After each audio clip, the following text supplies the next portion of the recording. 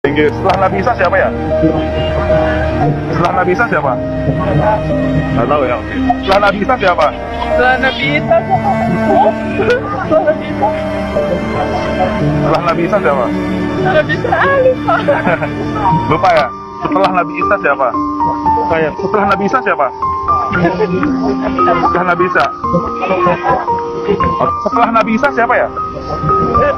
Nggak tahu. Nabi setelah Nabi Isa siapa? Yahya. Siapa? Yahya.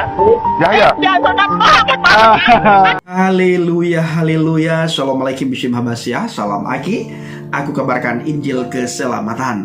Bapak Ibu kasih Tuhan, ketemu lagi dengan saya Evangelis Avraham Effendi Usman. Bagaimana kabar Bapak Ibu semua? Tentu luar biasa. Nah saudaraku, kali ini kita akan membahas mengenai ada orang yang melakukan sosial eksperimen. Si penanya bertanya kepada umat Islam, siapa nama Nabi setelah Nabi Isa? Rata-rata mereka tidak bisa menjawab dan tidak tahu siapa nama Nabi setelah Nabi Isa alaihi salam. Bahkan ketika ditanya, banyak jawabannya ngembang, ada yang tidak menjawab, bahkan ada orang yang tertawa ketika ditanya hal ini. Saudaraku, kenapa ini bisa terjadi? Dikarenakan para ustadz sibuk membahas iman kekristenan, sibuk membahas Alkitab yang mereka perdengarkan di masjid, di jamaah tabligh, di menasah, di musala, itu Alkitab. Nah, dengan cara olok-olokan, dengan cara hinaan, dengan cara cacian, dengan cara tertawaan, Alkitab mereka baca, mereka bahas, lalu mereka tafsirkan, lalu mereka tertawakan itu Alkitab. Maka tidak heran ketika kita melihat ada banyak orang di antara mereka yang tidak paham mengenai imannya, yang tidak paham mengenai agamanya, yang tidak paham mengenai nabinya. Karena sering diperdengarkan tentang Yesus. Siapa itu Yesus? Bagaimana Yesus itu menjadi Tuhan? Bukankah dia tidak mati di atas kayu salib? Ini terus yang diperdengarkan oleh para ustadz dengan cara hinaan, cacian, makian, olok-olokan. Sehingga banyak umat Islam hari-hari ini lebih tahu tentang Yesus daripada mereka tahu tentang nabinya. Nah, oleh karena itu Bapak Ibu, langsung saja saya mengajak kita semua untuk menyaksikan bagaimana sosial eksperimen ini yang saya dapatkan di media sosial yang ditonton oleh banyak orang saudara. Dan banyak sekali umat Islam yang elus dada ketika melihat cuplikan video ini Bapak Ibu. Ya, banyak umat Islam geleng-geleng kepala. Kenapa? Karena mereka tidak tahu siapa Nabi setelah Nabi Isa. Kalau di Aceh saudara, apalagi di kampung-kampung ya, itu semua orang tahu. Kenapa? Diajarkan. Dari kecil kami diajarkan, diwajibkan malah menghafal nama Nabi dan Rasul. Ada 25 Nabi, ada 25 Rasul yang wajib diimani, bahkan wajib dihafal. Itu bagi kami orang Aceh. Nah sekarang nggak tahu ya, kalau dulu waktu kecil saya itu diajarkan harus hafal. Mulai Nabi Adam sampai Nabi Muhammad SAW itu harus hafal. Kalau dia bisa hafal, bagaimana Bang Pendi? Dipukul oleh orang tua. Mama saya itu suka pegang rotan. Saya tidak bisa jawab ketika ditanya, tidak bisa hafal. Dikasih waktu sekian hari supaya saya bisa menghafal. Nah terus ketika ditanya sudah bisa hafal apa belum, dites, saya tidak bisa, dipukul Bapak Ibu. Sampai begitu kita diajarkan. Nah hari-hari ini kita tidak melihat hal itu. Yang kita lihat bagaimana para ustadz menghina iman kekristenan, sehingga mereka lupa mengajarkan Islam rahmatan lil alamin atau ajaran Islam kepada pemuda-pemudi atau kepada umat Islam pada umumnya, sehingga mereka lebih sering mendengar nama Yesus daripada mereka mendengar nama nabinya. Langsung saja kita menyaksikan sama-sama bagaimana cuplikan video berikut ini. Nama Nabi setelah Nabi Isa siapa? Hah? Nama Nabi setelah Nabi Isa siapa? Nabi Isa. Ya. What do you after Nabi Isa? After Nabi Isa, but I don't remember that. Oke, kita remember. Ya, Atau Alif. setelah Nabi Isa siapa ya? Ya. Ismail. Oke, thank you. Setelah Nabi Isa siapa ya? Setelah Nabi Isa siapa? Nggak tahu ya. Setelah Nabi Isa siapa? Setelah Nabi Isa siapa? Setelah Nabi Isa. Setelah Nabi Isa siapa? Setelah Nabi Isa. Lupa ya? Setelah Nabi Isa siapa? Lupa ya? Setelah Nabi Isa siapa? Setelah Nabi Isa. Setelah Nabi Isa siapa ya? Nggak tahu. Nabi setelah Nabi Isa siapa? Yahya. Siapa? Yahya. Yahya. Ya, saudara. Terima kasih. Terima kasih Bunda. Setelah Nabi Isa siapa? Nama Nabi setelah Nabi Isa siapa? Siapa? Siapa? Nggak tahu. Oke. Nabi setelah Nabi Isa. Setelah Nabi Isa. Siapa? Nggak tahu ya. Nggak tahu ya. Nabi setelah Nabi Isa siapa? Woi, Nabi setelah Nabi Isa siapa? Oke, thank you brother. Nama Nabi setelah Nabi Isa siapa ya? Thank you. Nama Nabi setelah Nabi Isa siapa ya? Nabi setelah Nabi Isa siapa? Siapa? Nabi Musa. Nabi Musa ya. Oke, nama Nabi setelah Nabi Isa siapa ya? Lupa. Itu sana. Lupa ya. Nama Nabi setelah Nabi Isa siapa? Nama Nabi setelah Nabi Isa siapa? Nama Nabi setelah Nabi Isa siapa ya? Nabi setelah Nabi Isa siapa ya? Siapa? Nabi setelah Nabi Isa siapa? Nabi Isa. Nabi setelah Nabi Isa siapa? Yunus. Oke, makasih ya. Nabi setelah Nabi Isa siapa ya? Nabi setelah Nabi Isa siapa? Aduh, apa yang lupa apa? Kak, boleh nanya kak? Nama Nabi setelah Nabi Isa siapa ya? Aduh, apa? Thank you. Nabi setelah Nabi Isa siapa? Nabi setelah Nabi Isa siapa ya? Oke, thank you. Nabi setelah Nabi Isa siapa? Oke, kira. Hai kak, boleh nanya nggak? Nabi setelah Nabi Isa siapa? Oke, nggak tahu, thank you. Nabi setelah Nabi Isa siapa? Siapa? Nah, saudaraku, bagaimana kita melihat sama-sama banyak orang yang tertawa ketika ditanya setelah Nabi Isa, Nabi apa? Siapa namanya? Tidak ada orang yang bisa jawab. Hanya sedikit sekali orang yang bisa jawab dari sekian banyak orang yang ditanyakan. Nah, cuplikan video itu menjadi renungan bagi para ustadz, supaya mereka jangan asik membahas iman kekristenan dengan cara olok-olokan, hinaan, cacian, makian. Sehingga banyak umat Islam melupakan ajaran yang sebenarnya, ajaran yang sesungguhnya yang harus mereka pelajari dan yang harus mereka dengar. Nah, di dalam Alkitab dikatakan iman timbul dari pendengaran, pendengaran akan firman Tuhan. Ini yang harus kita lakukan. Kita harus lakukan perintah Tuhan. Karena iman itu timbul dari pendengaran, pendengaran akan firman Tuhan. Jadi bagaimana teman-teman kita atau orang-orang di sekitar kita bisa bertumbuh imannya kalau kita Bapak Ibu tidak memperdengarkan? Ya, orang tidak mungkin dengar kalau kita tidak memperdengarkan. Maka di dalam kitab Roma 10 ayat 14 dikatakan, bagaimanakah mereka akan memanggilnya tanpa pernah mendengar tentangnya? Bagaimana mereka akan percaya tanpa pernah mendengar? Maka tugas kita untuk memperdengarkan iman kita, memberitakan dan menceritakan tentang Injil. Karena Injil itu adalah berita baik. Injil itu adalah kabar baik. Kabar tentang keselamatan, di mana semua umat manusia butuh keselamatan. Kalau kita bertanya kepada orang, setelah kamu meninggalkan dunia ini, mana tempat yang mau kamu masuk? Orang semua berkata, saya ingin masuk surga. Lalu kita bertanya balik, yakinkah kamu masuk surga? Hampir semua orang yang saya tanyakan Bapak Ibu tidak yakin masuk surga. Kenapa tidak yakin? Karena kepastian keselamatan tidak didapatkan. Inilah tugas kita orang-orang percaya.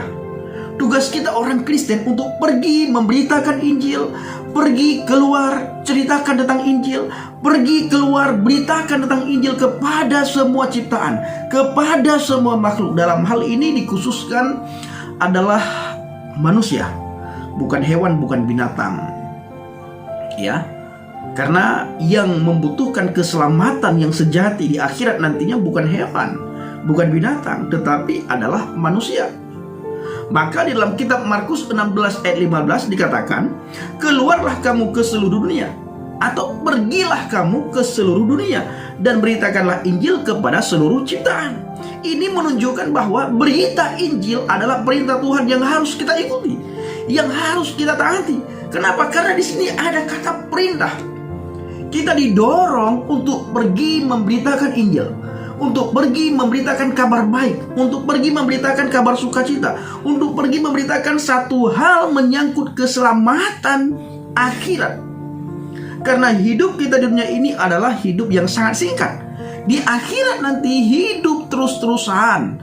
Di mana tempat kita nanti setelah meninggalkan dunia ini? Surga, neraka, dua tempat itu lagi menunggu umat manusia. Nah, ketentuan kita kemana masuk, ke surga kah atau ke neraka, itu ditentukan masa kita hidup di dunia ini.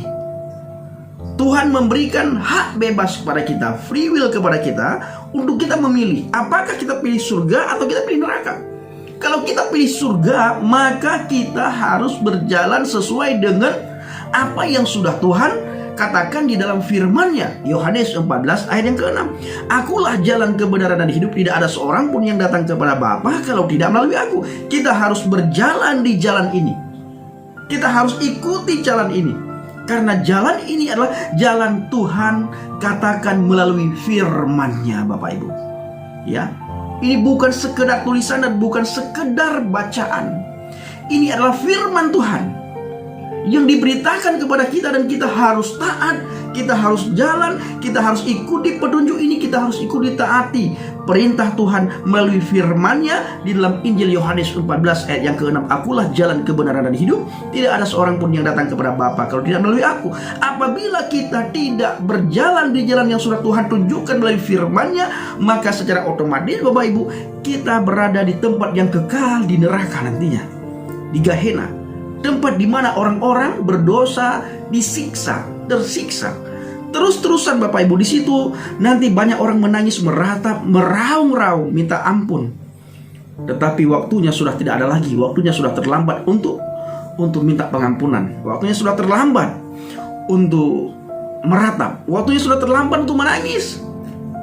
Waktunya sudah terlambat untuk kita memohon belas kasihan Tuhan. Maka dari itu, banyak orang di sekitar kita yang belum mendapatkan kepastian keselamatan. Ini tugas kita orang-orang percaya untuk pergi memberitakan Injil, pergi memberitakan kabar baik, pergi memberitakan kabar sukacita. Inilah kabar sukacita itu, Injil Yeshua HaMasiah.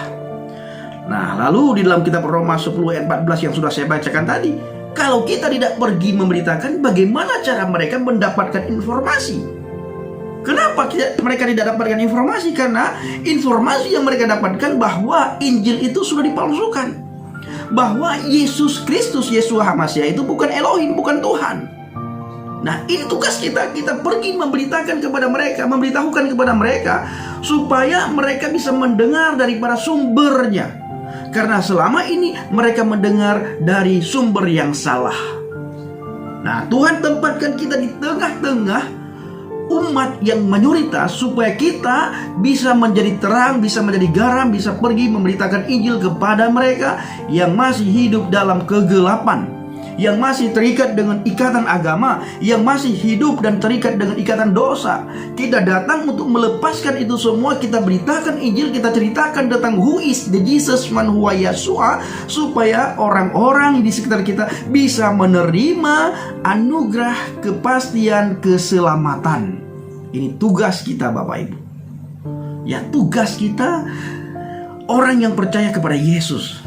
Didorong kita, diperintahkan supaya kita pergi, jangan kita diam.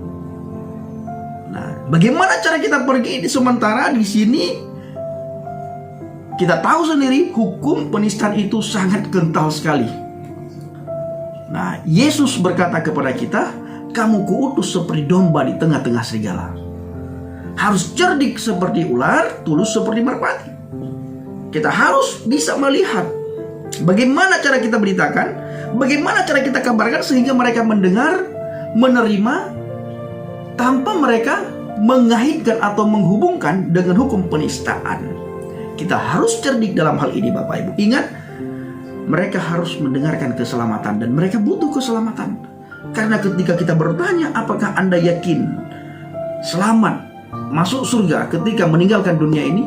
Semua orang tidak yakin kecuali kita orang Kristen yang sudah percaya kepada Yesus tinggal dalam firman, kita yakin. Di luar itu Bapak Ibu banyak orang tidak yakin. Kenapa tidak yakin? Seperti saya katakan tadi, kepastian keselamatan itu tidak ada. Tidak mereka dapatkan. Samar-samar Bapak Ibu. Sehingga kita bertanya, tidak yakin mereka. Tapi ketika mereka bertanya kepada kita, kita dengan yakin berkata, dengan mantap, dengan penuh keimanan, semangat kita katakan, yes, aku yakin masuk surga kalau sudah meninggalkan dunia ini. Dan salah satu kita masuk surga itu harus meninggal dulu. Apakah takut meninggal? Tidak takut. Keuntungan yang kita dapatkan, apa itu? Kita mendapatkan kepastian keselamatan yang sudah diberikan oleh Yeshua HaMashiach kepada kita, orang-orang yang percaya kepadanya. Tinggal kita bagaimana setelah kita percaya, kita tinggal dalam firman Tuhan, saudaraku. Dan nanti firman Tuhan akan menuntun kita dari hari ke hari, dari waktu ke waktu, sehingga kita semakin hari semakin serupa dan segambar dengan Dia. Artinya apa? Semakin hari semakin melekat, intim, erat dengan Dia, dan buah-buah ilahi itu, buah-buah roh itu akan kelihatan. Sifat-sifat Tuhan itu akan kelihatan pada kita kalau kita dekat dengan Dia, tinggal dalam Dia, dan melekat erat, intim. Dan kita harus benar-benar akrab, melekat erat, intim, punya hubungan secara pribadi dengan Dia. Ketika kita punya hubungan secara pribadi dengan Tuhan, maka akan menghasilkan sifat-sifat Tuhan yang luar biasa pada diri kita. Sifat kasih, sifat pengampunan. Kita pergi memberitakan Injil, kita pergi bersaksi di media sosial, di onsite, kita terus memberitakan Injil, kita terus bersaksi. Nah, baik saudaraku, kiranya video singkat ini menjadi berkat bagi kita semuanya, dan khususnya kepada para ustadz, jangan lagi sibuk membahas tentang Alkitab, menjelek-jelekkan Alkitab, menghinakan Alkitab. Lihat, banyak sekali umat Islam yang tidak paham mengenai agama Islam, mengenai ajaran Islam, mengenai apa yang harus mereka pelajari. Banyak orang bahkan ketika ditanya, mereka tertawa. Ada yang bengong, ada yang tidak bisa jawab, ada yang lagi mikir-mikir lalu ketawa. Kenapa? Karena tidak tahu dan tidak pernah diberitahukan.